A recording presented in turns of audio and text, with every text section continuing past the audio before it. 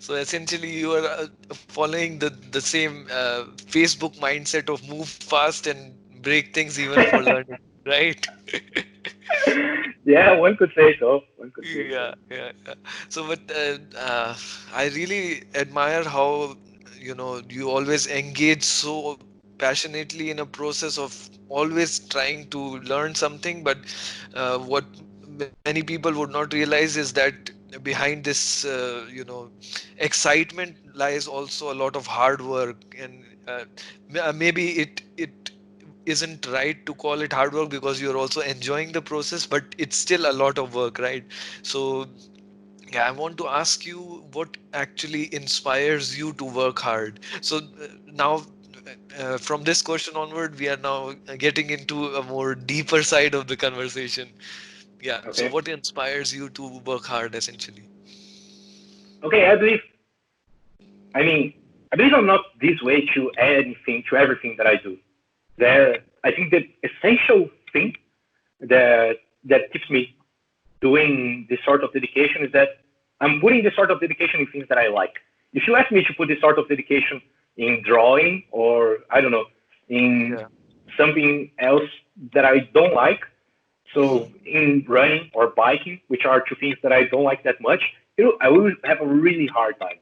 So Oh, I think the key thing is find something like if you find something that you really like, it's easy to put more time on it. Calisthenics was something that I found that I really enjoyed doing. yeah. It's like it's not a pain. It doesn't hurt to work out every day or to consume more content to learn more on how to prepare my workouts. It's cool. I enjoy it. Hours can go by and it's cool. So if you have this feeling that I believe this is similar to a parenting thing, trying to help his children. Usually, the parents are oftentimes trying to, okay, this my kid has to study. It has to study. It has to study. It has to go to school and learn things. And but if the parents try to expose the kids to as many things as they can, and I don't know, try to play soccer, try drawing, try drama, try studying, try math, try programming, Yeah. try anything, then at some point it might happen that this kid will find actually something that the kid likes a lot. Yeah. And from that point on, you don't have to you don't have to tell the kid to do that thing anymore. The kid just likes it. He goes ahead and do it. And it's the same thing with me. It's the same thing with all of us. If there is something that we like, no one has to go ahead and tell us to do it. We just like it. And I believe the biggest part of my motivation on improving on those things is that I just like them. And this is something that I can't explain probably why I like. Maybe I can give reasons for why Yeah. I like them, but if you take out these reasons and if you tell me that I can't do those things anymore using this skill, I will still like that thing. Yeah. And Yeah. so what what I think it's cool in this regard is that people should go out there and explore and try things Hmm. and try to figure out the things that they like. And after they find something that they like, that's it. Just keep improving something that you enjoy doing.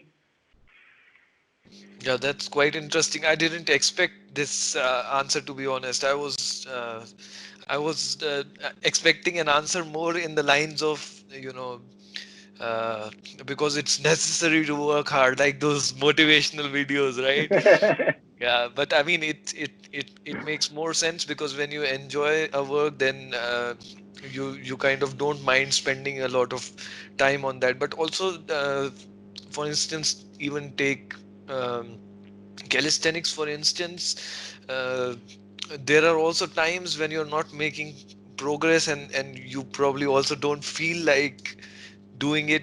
Also in programming, you're stuck at a problem for days at end, and you lost your motivation, but you still keep uh, working hard. You are consistent with putting effort. So what happens when you have this, downfall stage, when you're not making a progress essentially? Okay. So first, I mean, you need perspective of the bigger picture. The bigger picture is I like the thing that I'm doing. And given that I like the thing that I'm doing and over time on the long term I want to improve on that, I need to keep my discipline on doing that thing as often as I can, as Yeah. better as I can. And discipline means really you're not skipping days. You're not you're not avoiding you're not avoiding workout sessions. Yeah. You're not letting something go. You're not making excuses to go there and do the work because you know rationally this is a rational process. You know rationally this is the best thing for you over the long term, and Yeah. you convince yourself emotionally that you like that thing. Then you need the discipline to keep doing it and keep going and keep improving. And the process of if you keep that and the process of actually improving on your craft and improving that through discipline and through consistent work, you can reach things that you didn't think you were able of before. It's amazing. So Yeah. one small example was the thing that I mentioned about muscle ups. So when I started calisthenics, I'm not good at calisthenics as of now. I have this awareness, but when I started it, I really thought I saw a friend of mine doing muscle ups, and I thought that's really cool. Maybe I can do it. Let's see. Then I tried one, and I realized, okay, it's impossible. I will never be able to do it. I mean, it's so hard. Yeah. Yeah. How can I? And but that was not the point at any moment. The point was just I found something that I liked, and then and the commitment that I did with myself was, okay, I'll be consistent on it because I liked it and I want to do it more. And then over time, at some point, I figured out, okay, I can do muscle ups now, and it was something that I was Yeah. sure that I would never be able to do it. Yeah. So by doing something consistently and practicing consistently on whatever it is that you like doing, at some point you will start achieving things that you didn't think were possible of achieving, but Yeah. because you put the hours of work there, and once you realize that such things happen, then there's no bigger motivation to keep yourself disciplined because you actually know the value that it is. You know that you're able to unlock things that you thought you would never achieve. Yeah. And once you have done that once, it should be there on your mind that you should try to be consistent as much as possible, as often as possible in whatever it is that you like doing. Yeah. So apart from the fact that you love the thing very much, but at the same time you have to be really consistent. So you have to have daily practice of discipline. Also, since we're talking a bit about calisthenics as well right now, then our calisthenics group that we had kind of one single most important value that of never skipping a day, right? And I would see like some of us who were like too crazy, like even you were one of the really crazy ones to actually come um come to the workout place at 6 a.m. Uh, even after maybe you had a friend's birthday party the whole night, so you didn't sleep, but you never skipped a day. So talk about that thing. Talk I about this mean, value of being consistent with this thing.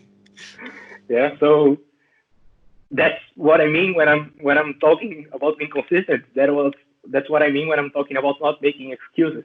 Like there's no excuse. I can go there and there are several people that say, okay, when you drink, maybe it's not worth to work out because you waste I don't know, you waste your energy, you won't have improvement. But that's not the thing that I'm worried about. That's not the thing. I'm not worried about the improvement on the day.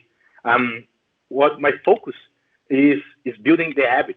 It's Yeah. always building the habit. I have no clear goal or no clear way of defining how do I improve being a better developer? How do I improve with calisthenics? I have no control with this, and I'm not very sure of how to do this. What I know is that if I have a solid and consistent habit, I will improve on those things. How? I don't know. I will improve somehow. And being consistent means that building this habit and being loyal to it means that I won't skip no matter won't skip. That's it. Period. I won't skip. I won't give excuses, and Yeah. there's no other way around. And that's the only thing. that I have control of. And actually, this is also translated into work ethics, and and some people use this word a lot. So, like, I can control how smart I am. I Maybe I am smart, maybe I'm not. I don't know. I can control how fast I am. Maybe I can improve on that, but I can control how fast I am now. And I Yeah. can control the opportunities that I had on my life or the people that helped me along the way. Those are all things that I can't change. But work ethics is the single thing that I can control. Is the single thing that I can do. Is the single thing that I'm 100% responsible. I'm 100% responsible about the actions that I'm actually taking. And if this is the only thing that I can control, I'll try to control them as best as I can, and I'll go ahead and keep doing things that will help me to keep controlling those actions as best as I can. So and not keeping those days after parties at 6 a.m. means that I'm I'm writing on my brain, I'm writing on my head that I can't skip, and no matter what. Yeah. Yeah. And this will transfer for other areas as well, and this transfers to other areas as well. So, uh, so essentially having a rule that is like you cannot break that rule, a really mandatory rule that you have to show up whether or not you feel like it. So and this certainly this kind of mindset translates to your work as well. So there, because there will be days when you don't even feel like programming, maybe, yeah, those days when you're stuck at a problem and you don't want to, but you have to, given the hours, maybe whatever it is for you, maybe it is 2 hours every day programming, you have to show up 2 hours for this particular thing that you're trying to do. And then over the years, over a period of time, if you keep on being consistent with it, then it becomes really magical that you actually make so much progress, right? Apart so on the other hand, if we think about a different approach that some other people might follow, of doing the activities, taking action when they feel like it. So maybe a full week, a full weekend of programming, and then 1 week nothing, and then, but I personally also prefer this consistent way, because it also in a way reminds you how important this particular thing is, and then you don't have any option, basically not giving you a choice. Once you make a decision, no other option is there. So Yeah, yeah, and this also particular thing I is believe quite one powerful. I believe one important thing is also don't disappoint yourself and choose habits that you won't be able to be consistent with. So I mean, if you want to work a lot and you think that you can, I don't know, work a lot for 16 hours a day, maybe that's a lot, and you won't be able to hold it in a healthy manner, and you will be frustrated at some point because you are not able to hold it because that's really tough and maybe not even healthy. But Yeah. try take care of choosing things that you can that are challenging. That they have to be challenging for sure, but you can control them and you can keep them consistently in a healthy way.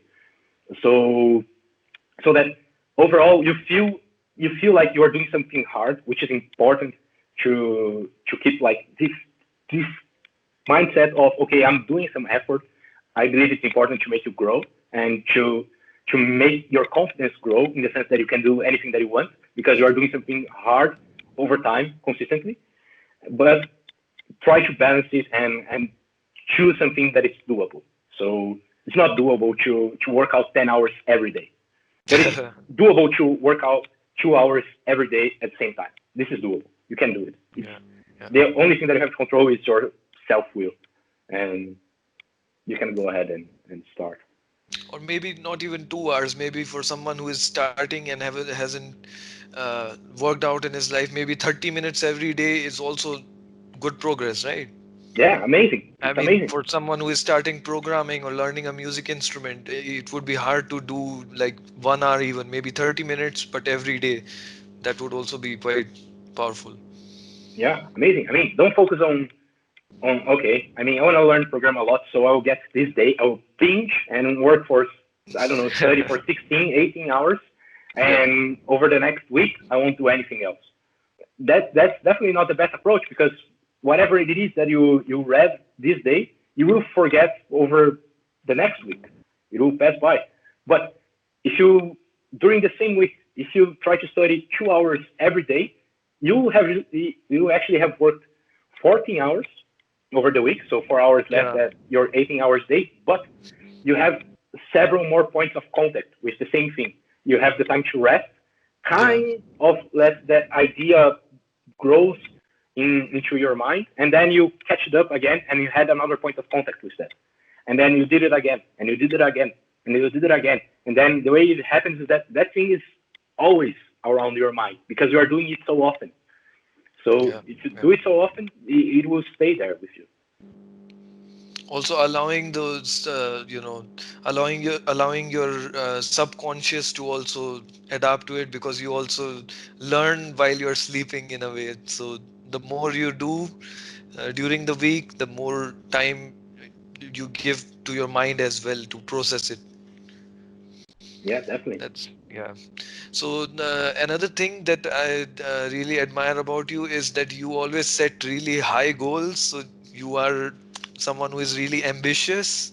You would agree with that, but at the same time, you have a really conflicting trait as well, that you are also humble at the same time. So you don't boast of, like, for example, even taking calisthenics or anything, you wouldn't boast that uh, yeah, I'm good at this thing. You'll just keep on giving in the work, and then even aiming high, setting difficult deadlines, but you would still keep yourself humble in a way. So how do you manage to handle these conflicting traits in a way, or do you feel uh, boastful sometimes, and then you try to keep yourself calm? Okay, I'm just a learner, or what do you say? What's your process of keeping yourself humble while setting high aims at the same time?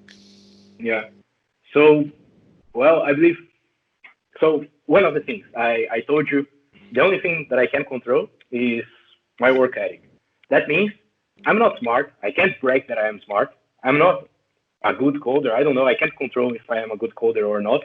And if you believe on this perspective, actually, you have nothing to brag about, because I mean, under some sense, I don't see myself or on any of these directions. I mean, I believe that overall I am somewhere on the pool of people that code, on the pool of people that do calisthenics. I am somewhere there, but I don't see myself as being the one person that is good on that thing. I see myself as the person that, okay, I have some control over my work ethics, and that's it. So this is one thing I believe. The second thing is, it's always a matter of perspective. I mean, if you are boasting about something, maybe you are not setting the bar high enough. Because if you set the bar high enough, you will realize that you are not as good as you think you are. Like, if you set the bar really high, to who am I comparing that I'm doing calisthenics? Am I comparing? I don't know. If I start comparing myself with guys that with gymnastics guys, then those guys are awesome. If I start comparing myself with people that are working on circs, on these attractions, these guys are awesome. These Yeah. guys are really good. And under that regard, I can't even say that I'm good, because those guys, when I look at them, I have the total awareness that they are awesome on what they are doing. So it's the perspective is always important. I believe maybe, I mean, unless you are really really on the top of the thing that you are doing, you are you can't say that you are really good on something. I believe, at least I would not say that I'm really good on something, because simply I have the perspective that there are people that I call really good, and they are way better than me on the same thing that I Yeah. do. So I guess these are the two important things Yeah. on this So direction. actually, I mean, so in a way, then if I think about it, then these two traits are not really conflicting, humility and ambition, right? So when you set high goals, when you have ambitions, then you compare yourself. You don't compare yourself. You just realize that there are so many people out there who are doing really amazing things with the skills, who are way skilled than me, and in a way, you try to reach that thing as well, but then you realize that there's a gap, and then that keeps you humble as well. And I mean, maybe at some point you even reach some of these people, but Mhm. then this will be another moment for you to change your perspective, because probably that person is not the end goal. That person is not the best person doing that Yeah, thing. yeah, And then always there's always going to be someone that is better on that thing, or at least in part of something that you are doing. And you can yeah, always yeah. look forward to someone that's okay. This person is actually one step ahead. So how can I say that I am awesome doing this thing if there is this person who is one step ahead? Yeah. So always looking up to people who are doing great things in the field. So yeah. So who would be your role model according to you? Who are the people who inspire you and who you would want to be like? Yeah, It can be generally related to programming or profession, or just general, general life motivation. Who do you think are yeah. your role models? I guess one guy that really, really inspired me and really sad that he's dead was Kobe Bryant. I I really consumed a lot of content related to him, how not about him playing. I mean, he was an awesome player, but that was one thing. Yeah, That's cool. I mean, nice. But the mentality that he was applying to his life, the way that he was living the game and living the environment, the mindset that he created, that was awesome. And I mean, that was not a specific to basketball. That is something that I can apply for life. I mean, this kind of dedication, if I apply this kind of dedication in anything that I want, if I apply this dedication in my hobby at calisthenics, if I apply at my work, if I apply in a relationship, I believe I will get really cool results in any situation that I apply that level of focus, that level of ambition, and that level of consistency on what I'm doing. So I believe this guy he was one of the most inspiring persons that I have ever seen. And not, I mean, awesome that he had awesome results with the game, but the way that yeah. he thought and he actually did that for a long time, it's impressive. And that's one way of thinking that I would like to achieve in whatever it is the thing that I'm doing. So what is his way of thinking, or one particular aspect of his mindset that you really like? Okay, so well, he was famous for working more than people and working more than people consistently. So I have one simple example. So usually several basketball players they work out 2 sessions in a day. So they wake up, I don't know, at 9, they have breakfast, whatever, and then they go to the gym. They work out from 10 to 12. They go Yeah, home, they relax, they rest a little bit, and then in the afternoon they go there, work out from 6 to 8, and go home, dinner, relax, repeat. yeah, Okay, those are 2 sessions, 4 hours of work. And then one thing that he was saying was like, okay, now imagine that you wake up at 4. You start working. You imagine you wake up at 3 and you start working at 4, and you go there, you work 4 to 6 a.m. and then you go home, you shower, you relax, you go back to the gym at 9, and then you go there 9 to 11. You go home, relax, you go there again 2 to 4.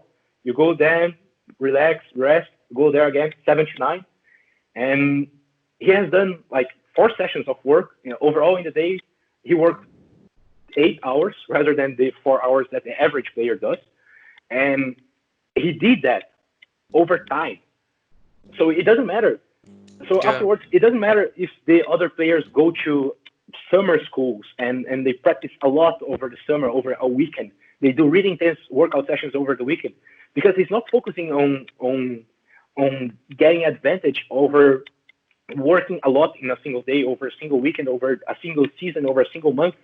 His focus is he's working a lot more than everyone else over the lifetime. And on a consistent basis. yes, and I mean, this is awesome. How can you beat that? Can you like, if you want to beat that, you have to be prepared mentally because you have to be willing to put in the work as often as he's doing all the time. That's really hard. Yeah, And At the same time, you don't have to be competing with everyone else at the same time. But if you have in your mind that if you are doing that, that's if you're doing some kind of work and dedication consistently, that's the kind of progress that you get, then that's awesome. I want to be close to that. So this is one example. And Yeah. well, it has several famous stories of working a lot. One story that I like a lot was in the Olympics games. I think it was 2010. So the US team was practicing and they had a training session at the night. And after the end of this workout, there was a personal trainer of the US team that said, "Hey Kobe, anytime that you want to do some extra workouts, call me and I will go there anytime and we can work out." And I said, "Okay, that's cool. Thank you. Appreciate that." And then around midnight, Kobe calls this personal trainer and says, "Hey, I would like to work out now." And he says, "Really? Now it's midnight?" And I said, "Yeah." They said, "Okay, I mean, let's go." So yes, meet you in half an hour in the gym. So they got there in the gym. It was midnight 30. They did a workout for 2, 3 hours, lifting weights and doing some exercise there, lots of exercise. And then after the workout was done, Kobe went to the gym and started shooting a little bit. And the personal trainer said, "Yeah, I think I will go home now because tomorrow morning at 10 a.m., the US team had a practice session." And then he said, "Yeah, okay, thank you. Thank you for the workout." And then he left. Next day, the personal trainer gets there at 10 and he sees LeBron James on one side speaking to Carmelo Anthony. He sees the Coach K talking to Kevin Durant and people talking. And he sees Kobe there already shooting. And then he was like, "Okay, this guy is tough. I mean, he worked out last night. He's already here shooting. That's really cool." And then he walks to Kobe and says, "Hey, Kobe, awesome. I mean, you're already here shooting. That's very cool. Very nice workout yesterday." And I said, "Yeah, man, thanks. I appreciate that. I really appreciated your effort." And then he says, "So, what time did you leave yesterday?" And I was like, "What do you mean?" "No, what time did you go home?" And I said, "No, actually, yesterday, after we were done, I had in my mind that I wanted to get 1,000 shots made, and I just finished it now." That's crazy, right?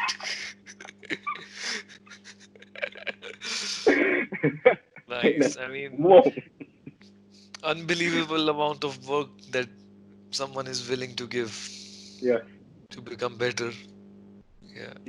And I mean, he was already Kobe Bryant at that point. He didn't have to keep doing that. He was already awesome, Yeah, but yeah, still doing yeah, it. definitely.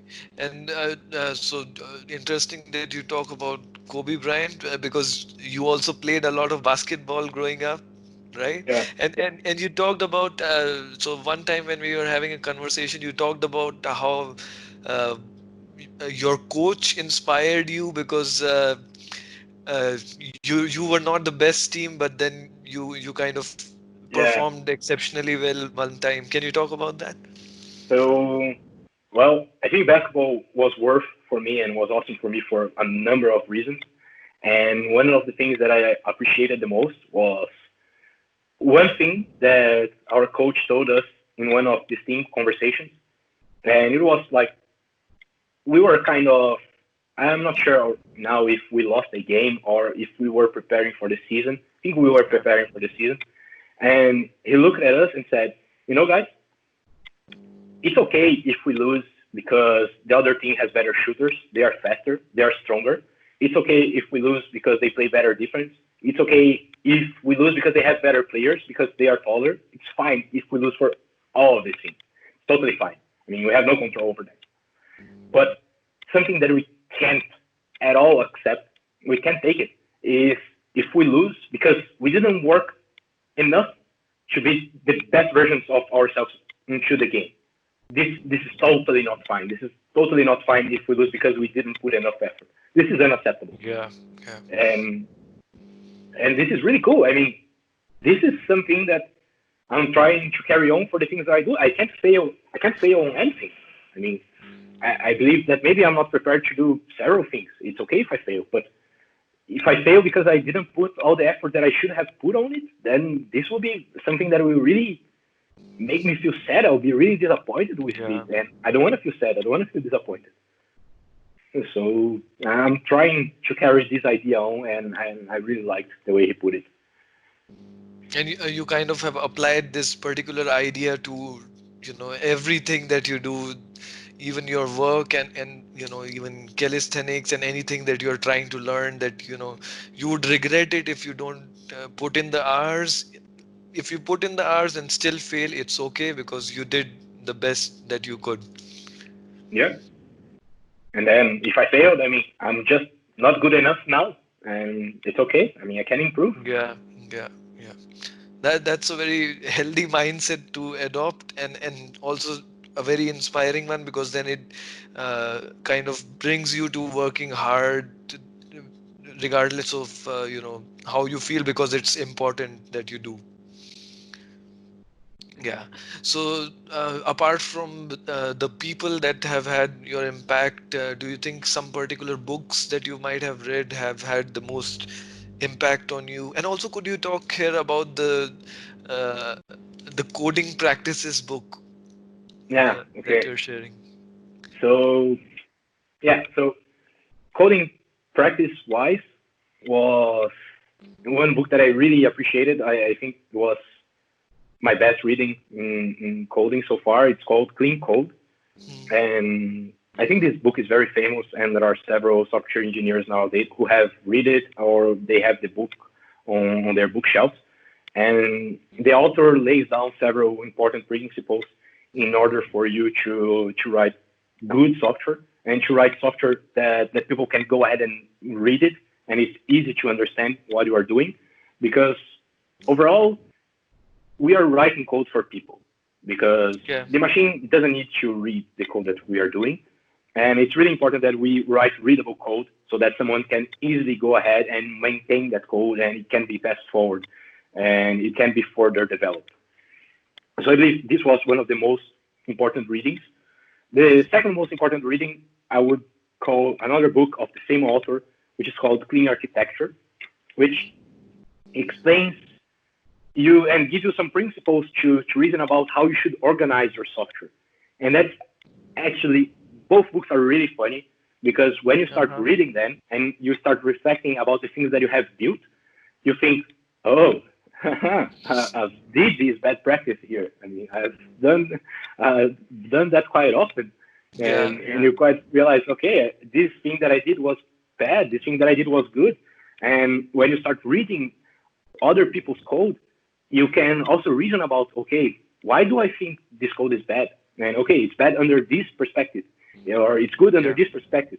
And I think those two books, they give you really good resources to really good fundamentals and concepts to write better code and to think better about code that is already written.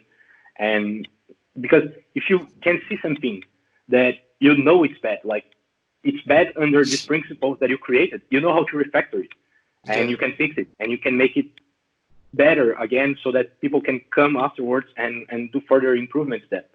And this code can keep growing because this is one thing cool about software development. The development is never done. So I don't know, when Google started, is the product done? Not. I mean, totally yeah, not. There are still people working on the platform every day on which of the features that they have there, either maintaining or adding new features. So they need all the time to build something that people can come afterwards and build on the top of. And that's why I believe the concepts told in this book are so important, in these two books are so important. Then, yeah, go ahead. so that would be related to the coding part of it. So any other books in general that have had an impact on, maybe uh, mindset wise, any other books that have had the most impact on you? Okay. So, well, I will talk about two books that I really like. One book is called Outliers. This is a very famous book, Hmm. I believe. The author is Malcolm Gladwell. Yeah, And in these Outliers, he says, well, one of the famous sentences is that in order for you to be an expert in a highly competitive field, you need to put 10,000 hours of dedication on that field. yeah, And and several people have taken that to, okay, in order for you to be good on something, you have to put 10,000 hours on something. That's not the point. I mean, to be an expert on a highly competitive field, it's 10,000 hours of dedication. So that was cool. But the point that I appreciated the most about the book was he tells stories about several amazing people and how hard they worked. And besides that, he said how useless would be all of that work if those people didn't have had the luck of Yeah. having really amazing people and opportunities along their ways. And this is something that several people often say, okay, I am a self-made man, I am a self-made woman. And I think this book to some extent helps to raise this awareness that you are just as good as the opportunities that you find around you allow you to be. And like you afterwards, of course, you can give it an opportunity, you can work on it and improve, and that will open doors to new opportunities. Yeah. But you need this initial step. You need this initial spark of opportunity giving you the chance of doing something cool. And it's not, of course, it's not all about just the hard work. Yeah. And Yeah. you should be aware that you also need some luck on a couple of things, and you need some people to help you along the way to give you some opportunities. So that reading was really good. And the other read that I liked a lot is a book called Principles, Life Okay. and Work, or something like this. The author is Ray Dalio, which is he's a I believe he's CEO of a very well, he was CEO at least of a very big investment fund in the US. I believe he's one of the wealthiest persons in the world. But anyways, in the book, there was one idea that I really liked, which was he promotes in his company thoughtful discussion and thoughtful disagreement is the way he words it. Okay. And thoughtful disagreement means anyone can disagree of anyone, and he was the CEO. Interns can disagree with him, and it was okay. The point was that it should be an open space so that people could share what they think. But most of that, the point was never to say, okay, I am the CEO, I am right, we are doing what I'm saying. The point was always that, okay, we are together here as a team. Doesn't matter if I am together or if I am right or if you are right. We will disagree and we will keep discussing to reach the best solution that we can possibly reach together. The point is not, I'm trying to prove that I am better. The Yeah. point is not as well that you are trying to prove that you are better. The point is just we want to reach the best that we can together. And this is this is so cool and so powerful because if you start to understand some moments that people criticize your work as not criticizing you, but trying to improve you, trying to Yeah. leverage Yeah. what you have come with to build something better, then it changes the perspective that you see critics, and it becomes it starts to become something that it helps on your growing process, and it helps you to become someone better. So maybe it also, I believe it helps me to some extent to handle critics in a smoother way and in a better way. Yeah, so essentially that's also a very healthy mindset to adopt because then yeah, you are in a way in a disagreement, but then that disagreement is not because you're trying to prove yourself right or wrong, but the goal of everyone is to, do a better work and improve at their work. So this kind of mindset is a very healthy way because then it also means that a person is not so the people, the employees are not, egoistic and they're not trying to push each other down or up because that's not the point. The point is to accept criticism because it's for the improvement of everyone. Yeah, That's quite powerful, and you probably are also implementing such a mindset at your working places, right? I'm trying. I try to do it more often than not. It's of course easier said than done, Yeah, yeah. and for sure I don't do it 100% of the time. But at least even when I'm not doing it now, I try to consider and have the awareness that okay, why am I not doing it? Why am I Okay. feeling offended about it? Am I really being offended by the other person, or am I not seeing something else? And then I try to bring also some self criticism as well on what's going on. So yeah, well, it's happening some way. Yeah, that's an interesting ideology to adopt. So I'll move on to the last set of questions because I don't know if you realize we are talking now for oh, around 3.5 hours. Okay. But it was so enjoyable that just the time just flew.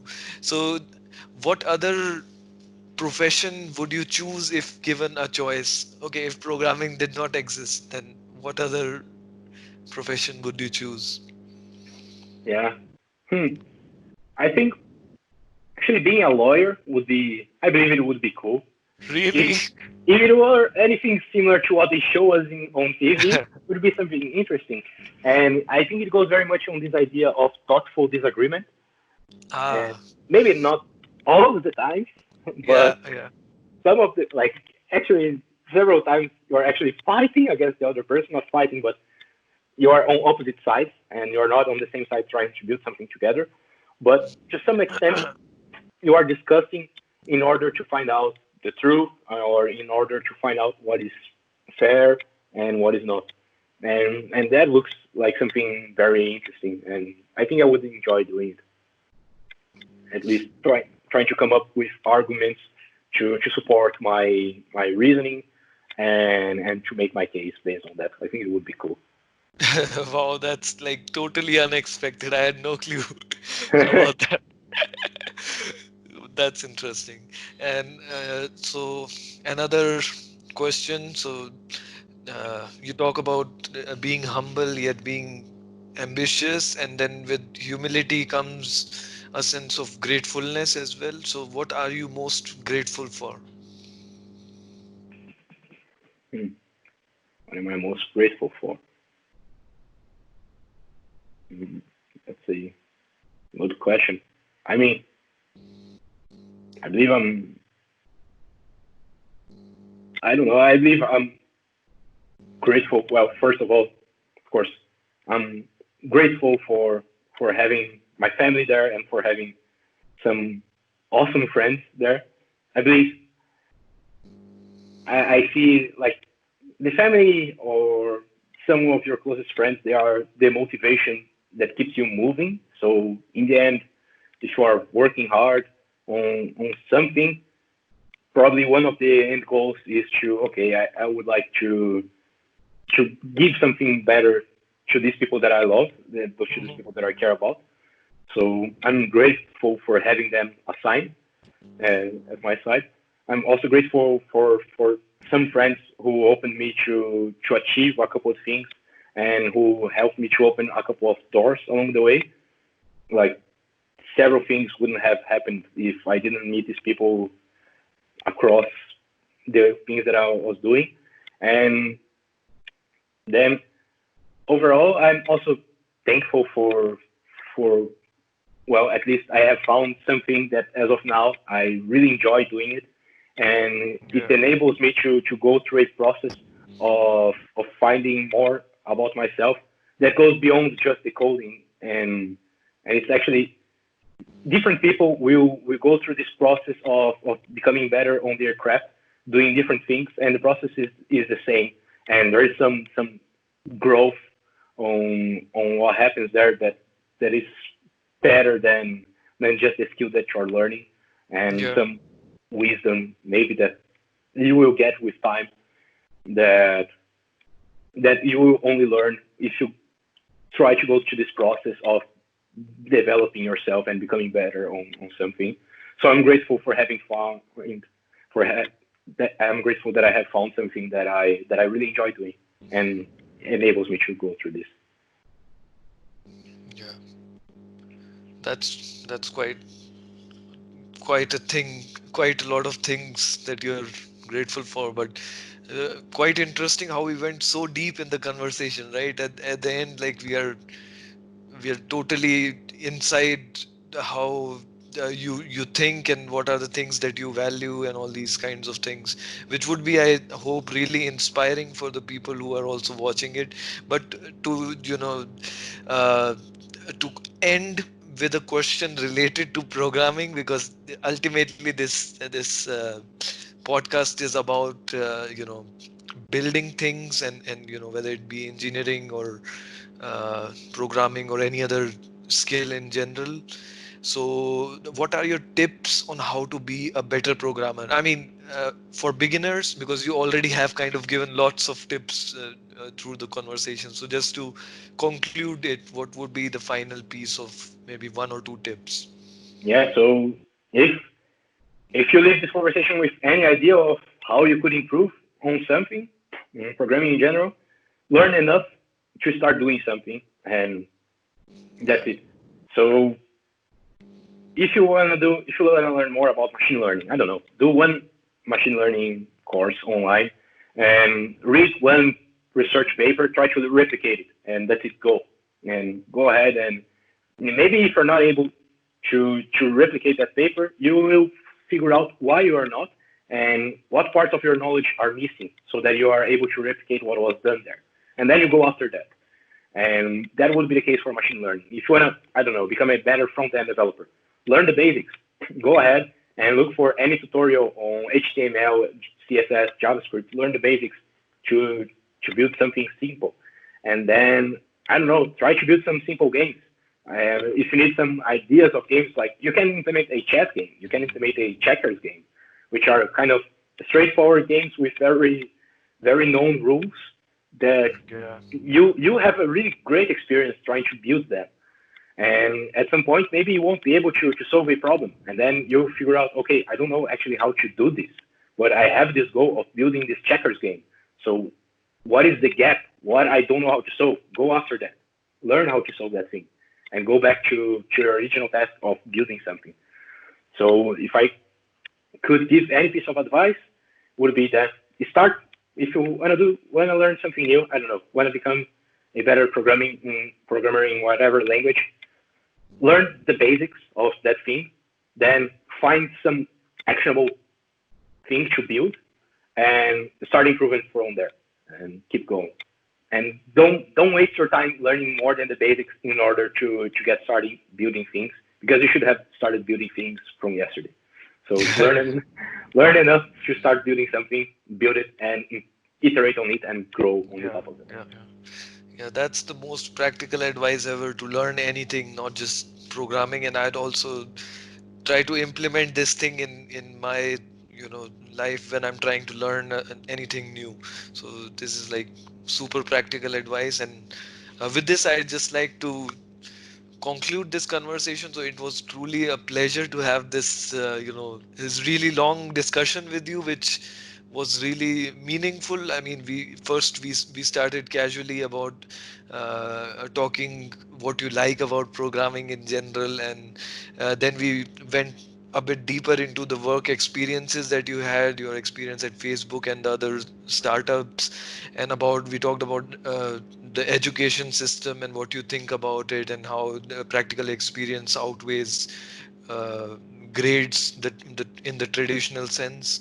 And then in the last part, we went deep into what inspires you, what motivates you, and you shared a few really interesting experiences from your life, which were really inspiring to hear. And yeah, I'm glad that we had this conversation, and I'm looking forward to have another conversation with you in the future. Maybe would be really Yeah, amazing. who knows? I mean, I better get some new stories to tell. Yeah, you will definitely, because you're always focused on trying to improve yourself. So the stories will come, right? I hope so. All right, very cool. So,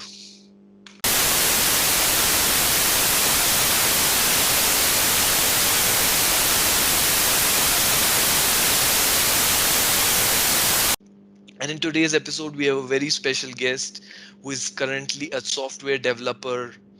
Damn it, I forgot the name of your company. DataBricks. but I'll not cut it. I'll not cut it. Uh, Yeah. and in today's